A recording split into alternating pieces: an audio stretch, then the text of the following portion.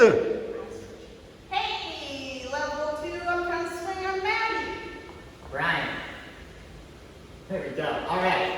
So today we continued Frankie's eights from last week. We started in the Halloween vibe, added a little extra.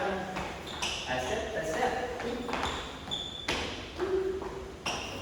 one. And then we put it together. We tried the moves from last week, the 8-count tuck and the sneak with the extra turn, and that in some combination of 6 and 8s.